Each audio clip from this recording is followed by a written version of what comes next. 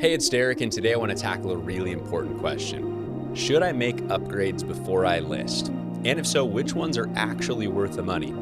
It's a great question because here's what I've seen over and over again. Not all improvements pay off. In fact, one of the most expensive mistakes sellers make is assuming that more upgrades automatically means more profit. They pour money into big renovations, fancy fixtures, custom features, and then they're shocked when they don't get the return they expected. Or worse, they delay listing the house by months trying to finish everything while the market moves on. That's exactly why we're talking about what I call payoff projects today. This is all about strategy, not spending.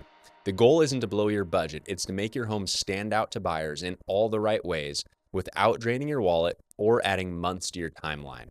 Because here's the truth, most buyers don't want perfect, they just want right. They want clean, move-in ready, and emotionally appealing. So you don't need a major renovation to get there, you just need a plan. And that plan is what I call the payoff project formula. So before you spend a single dollar on prep, ask yourself 3 key questions. These are the questions I walk through with every seller I work with, and they change the game when it comes to getting your home market ready without overdoing it. First, does this fix a problem that a buyer will notice? This is huge. It starts with the basics. So if something's broken, worn out, or distracting, just fix it. Think scuffed walls, dripping faucets, flickering lights, wobbly handles. These things might seem minor, but they send a signal. And that signal is this house hasn't been maintained. And that's a trust breaker. Because if the little stuff is neglected, buyers start to wonder about the big stuff. So before you think about anything flashy, fix what's broken first. Second, does this improve the first impression? And here I'm talking about the emotional moment a buyer walks in, that first 10 seconds. The entryway, the lighting, the scent, really just the energy of the space that sets the tone. The same thing with the kitchen, with the bathrooms, because these are what I call the high impact zones. A home can be structurally perfect, but if the first impression is cold or dark or cluttered, it just doesn't land. So yeah, fresh paint matters. So does clean modern hardware and good lighting, trimmed landscaping. These are just the low-cost, high-impact ways to create that "this feels right" reaction. Third, does this bring your home up to market expectations? This is where context really matters because buyers aren't just evaluating your home on its own, they're comparing it to everything else they're seeing in your price range. So take a look at your local market. If every home listed around you has upgraded floors or new countertops and yours doesn't, that could be a deal breaker. On the flip side, if your neighborhood doesn't support luxury finishes, then putting in quartz or high-end appliances might not give you the return you're hoping for. It's about matching, not exceeding the standard. Now, if you're wondering how to actually apply this, how to decide what to do first, what to skip, and how not to get overwhelmed, I have a framework for you. It's something I call the 60-30-10 rule for smart upgrades. And it works like this. 60% of your effort should go towards first impressions. That means your curb appeal, your entryway, the lighting, the paint, all the emotional zones that the buyers experience first. These areas create trust and desire before they even step fully inside.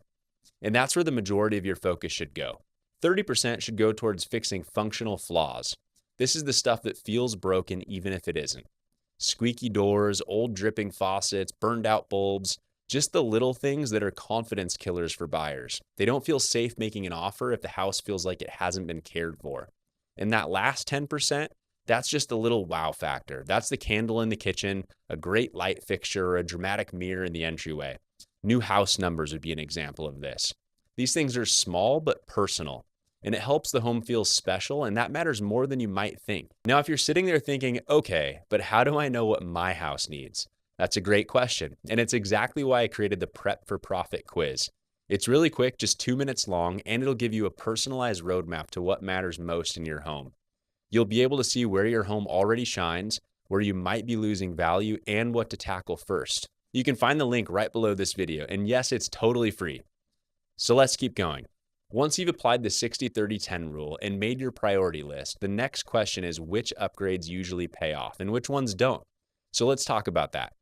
Payoff projects, the ones that tend to deliver, are almost always simple. I'm talking about fresh neutral paint, updated lighting, new cabinet pulls, clean landscaping, decluttering, and deep cleaning.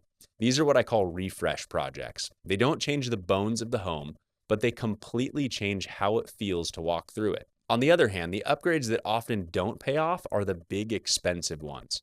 Full kitchen remodels, luxury appliances, custom built-ins, room additions, outdoor kitchens. Now, are there exceptions? Sure. But for most sellers, especially those in mid-tier or starter neighborhoods, these projects are more about ego than they are return.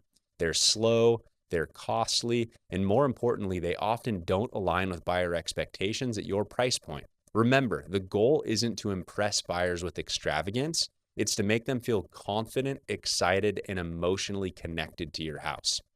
That's where the offers are going to come from, and that's what drives competition. And that's how you maximize your profit without wasting time or money.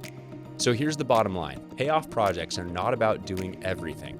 They're about doing the right things in the right places for the right reason. You don't need to be perfect. You just need to be thoughtful, strategic, focused.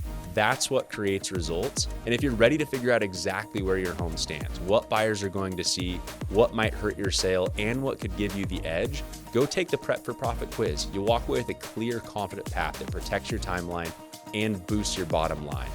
So thanks for watching, and don't forget to like, comment, and subscribe for more tips on how to sell smart, build wealth, and move forward with confidence.